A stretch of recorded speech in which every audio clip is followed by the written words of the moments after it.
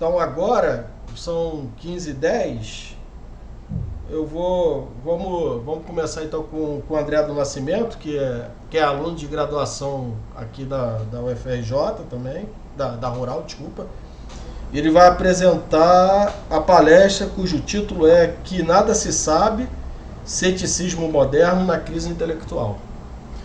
Então, quando for 15h20 eu te aviso, passaram 10 minutos. Ok. Bom, boa tarde a todos. Assim como o meu veterano Moacir, eu gosto de falar bastante e também não preparei nenhum slide para apresentar.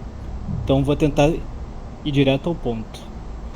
Eu vou falar de uma obra específica e para isso eu vou dar um contexto histórico rapidinho antes, que durante muito tempo o pensamento escolástico, que tinha o Aristóteles como autoridade, reinou no pensamento filosófico e religioso, até que no século XV ocorre uma crise intelectual e uma redescoberta de diversos pensadores gregos antigos, como o próprio Sexto Empírico e outros céticos pirrônicos.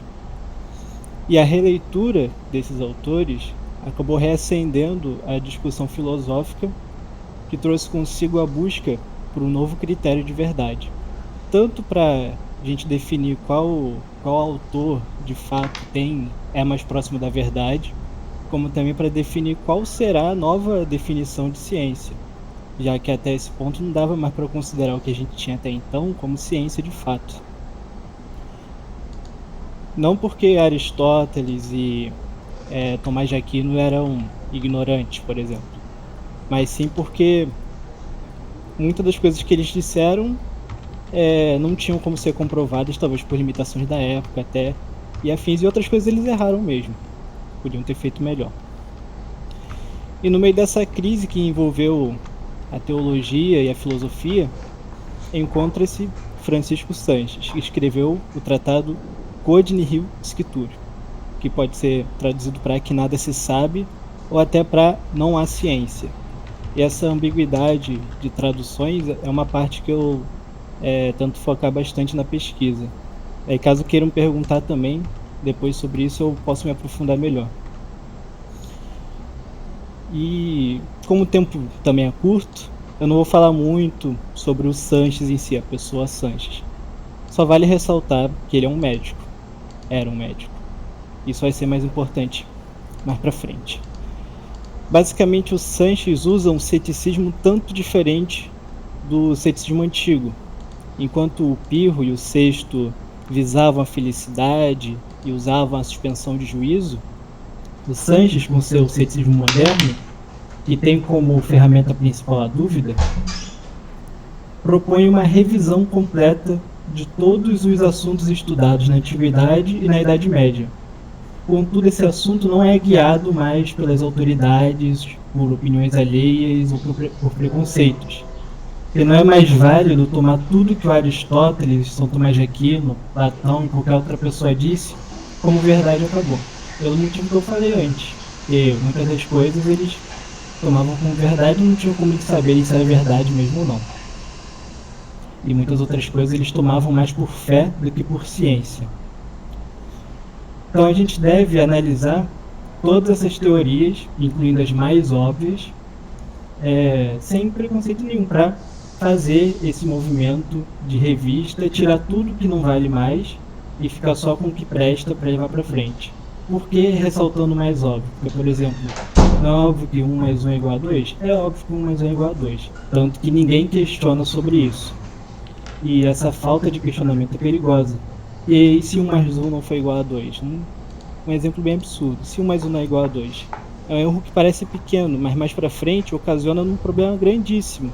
Os cálculos que fizeram para construir minha casa estariam todos errados, eu estaria correndo risco de vida. Não que agora eu não esteja, mas seria bem mais preocupante.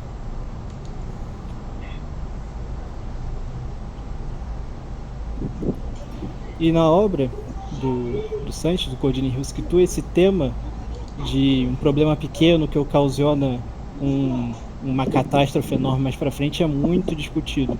Em cada tópico que ele tenta refutar, ele coloca esse problema de Você comete um erro pequenininho e vai repassando para frente e cria uma ramificação gigante de informações falsas. Mas o que são essas ideias que o Sanches critica? Bom, ele critica muitas e não dá para eu me aprofundar em todas, mas eu vou dar uma visão geral em cada uma e vou botar elas aqui no chat. Para caso na sessão de perguntas alguém queira perguntar sobre uma específica para eu me aprofundar, vai ficar mais fácil.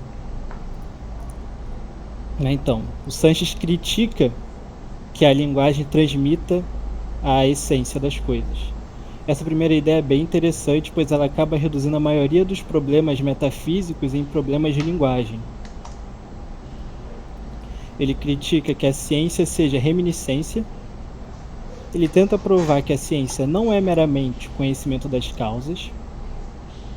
Ele mostra que não há ciência nos particulares e nem nos universais, e é bem interessante também ressaltar essa crítica aos universais do Sanches, pois ele, sendo um médico, tratava pessoas particulares.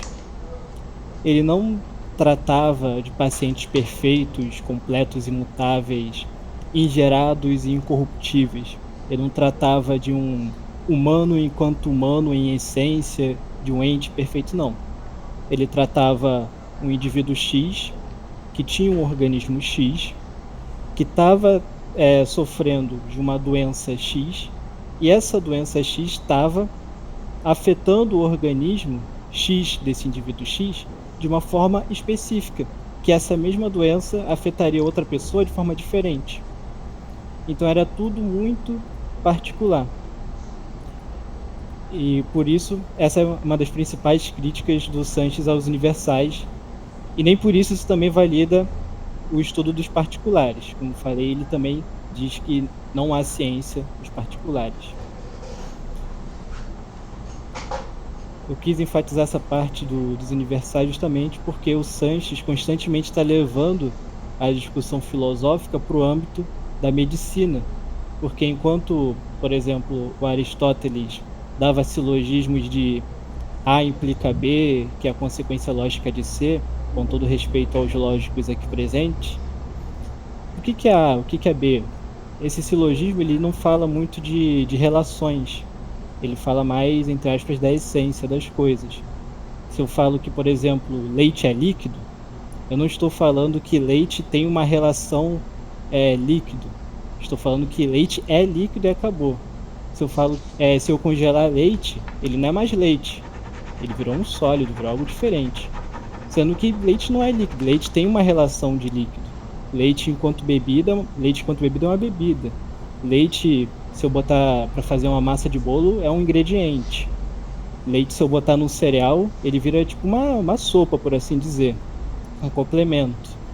E isso não muda a essência do leite, mas sim cria relações diferentes de leite. Isso também é uma crítica que Sanches faz durante a obra toda ao silogismo de Aristóteles. E também vale ressaltar que por isso o Sanches tenta sempre trazer o problema filosófico para a realidade. Ele coloca a medicina como uma ponte para isso. Não só como meio, mas também como fim. Ele quer atingir a medicina com esse tratado. Que ele não está analisando o humano ideal, ele está analisando um paciente que está na frente dele, que precisa ser tratado. Ele também tenta provar que a ciência não está nas percepções, e mesmo que a ciência estivesse nas percepções, seria preciso ter um corpo perfeito para captar perfeitamente as sensações e distinguir quais sensações são verdadeiras e falsas. E não existe o corpo perfeito. E ele vai além, se existisse um corpo perfeito, teria tal problema. Se não existisse tal problema, teria outro tal problema. Então ele vai a fundo, sem considerar a opinião de autoridade. Claro, ele não aprendeu nada do nada. Ele obviamente estudou Diógenes Laércio para ter conhecimento dos céticos, ele estudou Galeno, já que ele é um médico, e afins, mas ele tenta sempre se basear naquilo que existe de fato, no fenômeno. Ele nunca tenta terceirizar o pensamento dele. Ele constantemente está propondo que a gente faça a mesma coisa, não para concordar com tudo que ele fala, mas para, estando também nessa revisão de conhecimentos, também revisar o que o próprio Sanches está falando para criticar ele. Ele está sempre falando, vamos acabar com essa ramificação de conhecimento falso e levar só o que é verdadeiro mais para frente. 10 minutos. Bom, já queria adiantar uma pergunta que ficou muito recorrente nas minhas discussões com o Gabriel, que está aqui presente, que é como que o Sanches consegue criticar tudo isso, falar que não existe ciência nisso, naquilo outro. Como é que ele faz tudo isso sem dogmatizar, já que ele é um cético? Então, basicamente, ele não chega falando ciência não é isso. Ele pega o argumento da autoridade, aquilo que é tomado como senso comum da filosofia, ou então aquilo que todo mundo faz de vista grossa, ninguém investiga. Ele pega um argumento, por exemplo, não é possível saber o todo sem entender primeiro as partes. Ele pega esse argumento, toma isso como verdade, vai analisando, vai destrinchando esse argumento para mais para frente ele falar, olha, não dá para ver, mas tem um errinho nesse argumento. Eu fui desenvolvendo ele e lá na frente deu um erro gigante. Ele faz quase que uma redução ao absurdo, para mostrar que tanto o argumento contra quanto o pró são igualmente válidos e inválidos. Não há argumento bom o bastante que não haja um contra-argumento que refute esse. Então qual é o critério? Muitas vezes ele vai falar que é o pensamento próprio, mas também não dá para ir só nisso. É essa revista, essa revisão usando o pensamento próprio, dos conhecimentos antigos, ignorando tudo que a gente analisar como falho e levar para frente só o que for verdadeiro. E acho que é só isso mesmo. Ok.